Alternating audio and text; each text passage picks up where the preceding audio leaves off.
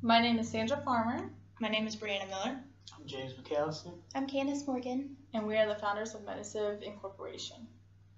This manual is prepared for the employees of Mediciv Incorporation who will be traveling to China. We are an established and highly respected company. We focus on producing, developing, and marketing drugs or pharmaceutical for the use of medications. This company began in Anderson, South Carolina, but because it is expanding, we decided to expand to Shanghai, China. The purpose of this manual is to give information and tips about the customs and cultures of China. Why is this information important? This information is important because it will help you to better understand and become familiarized with your environment. What does this manual cover? It will give you information about the weather throughout the year, the customs, the languages, holidays, transportation, visas, and passports.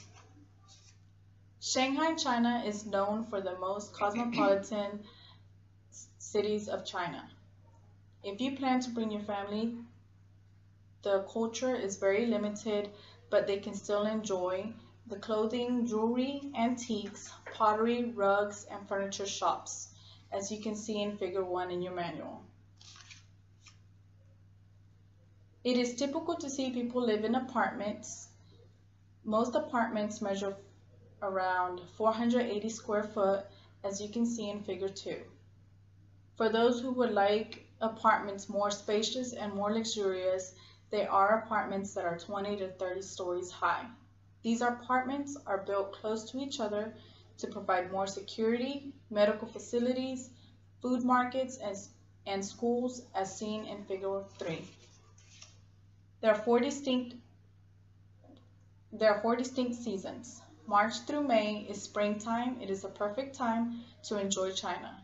Throughout the night, it can become 59 degrees. The clothing recommending is light clothes throughout the day and warm clothes throughout the night.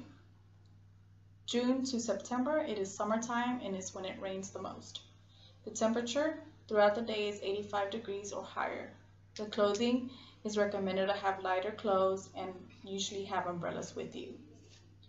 From October to November, it is fall. It is warm throughout the day and cooler throughout the night. The clothing is the same as it is during the springtime. From December to February, it is winter. The weather can go below zero and it has 50 frost-free days per year.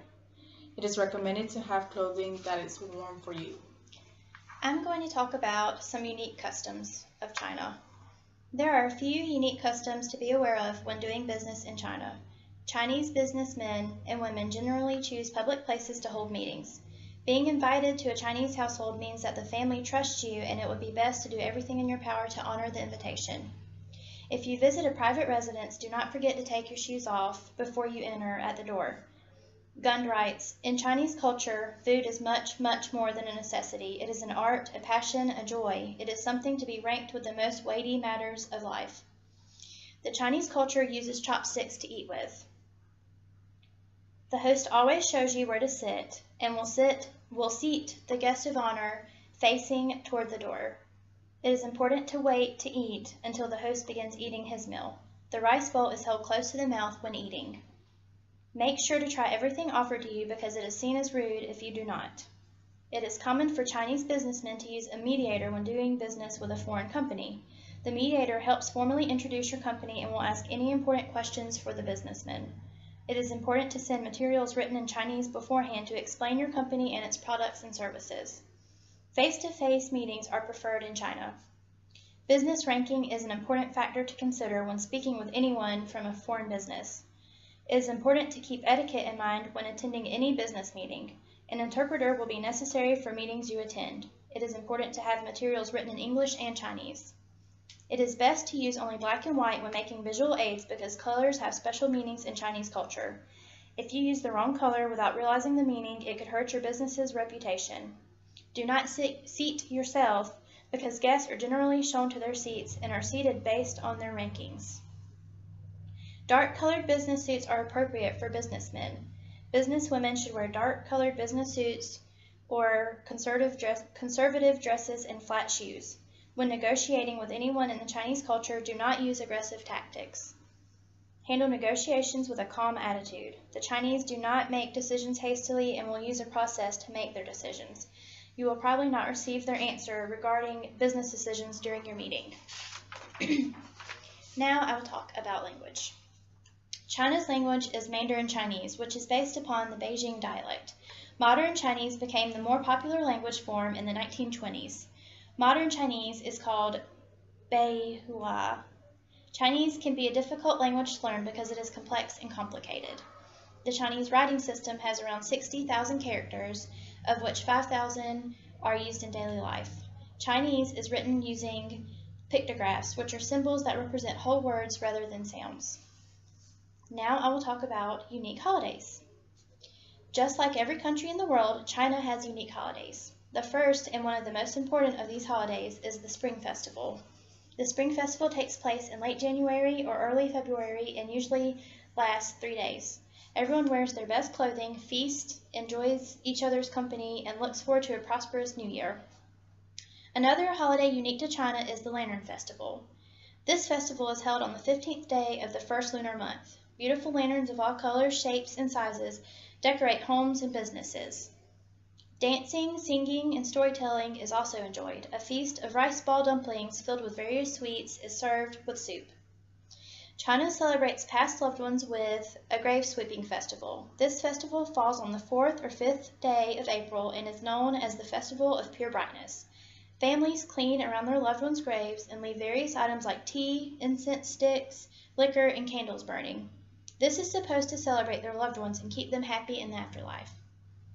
The Dragon Boat Festival is celebrated at the end of May or early June. In more traditional times, spectators enjoyed races with teams and long canoes.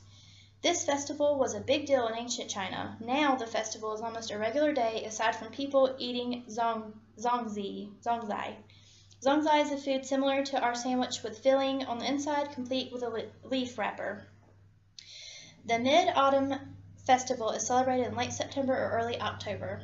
This holiday resembles our Thanksgiving and celebrates autumn, the harvest, family, and food. One difference is that the Chinese feast on mooncakes and celebrate the moon during their Mid-Autumn Festival. The final holiday one must be aware of that is unique to China is called National Day. National Day is on October 1st and 2nd and celebrates the country's founding of the People's Republic of China, which occurred October 1st, 1949. This holiday is celebrated using parades. China is a beautiful country rich with traditions and culture much like our own. There are quite a few distinct and unique differences that will help your time there be successful if you take the time to learn them. Enter the country with an open mind for your experience and you will enjoy your time there. Offer respect to the Chinese culture and show a willingness to learn in any way you can. Enjoy being submerged in another culture. I'll be talking about travel information and tips. First is aviation. Depending on where you leave from in the United States, a flight to China can take between 10 to 12 hours. Chinese airlines and airports have been assessed by the United States Federal Aviation Administration and follow International Civil Aviation Organization safety standards. So a flight to China is very safe and should not differ from flights to other parts of the world. Next is road safety and conditions. Rules, regulations, and conditions of the road vary greatly throughout China. In general, traffic safety is poor. Traffic is mostly unregulated and the rate of accidents is among the highest in the world. When walking the roads, you should use extreme caution because pedestrians do not have the right of way as shown in Figure 4. Next, I'll be talking about acquiring a driver's license. You're not allowed to drive in China with a United States driver's license or an international driver's license. You're only permitted to drive with a Chinese driver's license. You can apply for a Chinese driver's license if you have a residence permit. Now I'll talk about accident information. When involved in a traffic accident, you must wait for the arrival of the police. If no injuries are involved and damage to vehicles is minimal, the dispute will most likely be resolved on the spot. If the dispute is unable to be resolved on site, then it will be handled in court. If injuries are involved, then the driver at fault will be responsible for the injured person's medical costs. The police may also hold your passport until the injured party is satisfied with their compensation. Last is public transportation. China's public transportation sector is very fast growing. They have many sources of public transportation, including trains, buses, and subways, as shown in Figure 5. Public transportation is widely available and has a good safety record in China. When traveling by bus, be wary of pickpockets. They've been known to prey on tourists. I will be talking about passports and visas. In order to enter into China, it is required of all travelers to have a passport and visa. Lacking a visa or a 6 months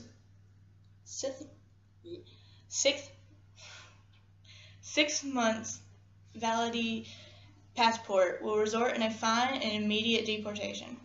There are many types of visas for China, but the ones you will possibly need are resident visa and employment/work visa, as shown in Figure 6. A 10-year multiple entry visa is useful for repeated travel or trips to places like Hong Kong or Macau with returning trips to China. Visa extensions are to be applied for at the Entry-Exit Bureau before attempting to leave. Your request will most likely not be expedited on time, so apply early. You can register within 24 hours of entering the country with hotel staff or the local police station. Failure to do so will result in fines and deportations. Have your valid passport and Chinese visa or residence permit on you at all times. Entry and exit requirements are strictly enforced along with activity restrictions allowed by visa class. You may be denied services by hotels, airports, and train stations, be charged a RMB 500 to RMB 10,000, and face possible detention if you overstay your visa's duration, checked by police, school administrators, transportation officials, and hotel staff. As Mcalister Inc. is expanding rapidly, the company can give you the opportunity to discover China. This manual gives you plenty of information and tips on what to expect when you travel to Shanghai, China. We recommend you to thoroughly read this manual to better understand the different culture and environment you'll be submerged in. We assure you this will be an experience you would not want to miss.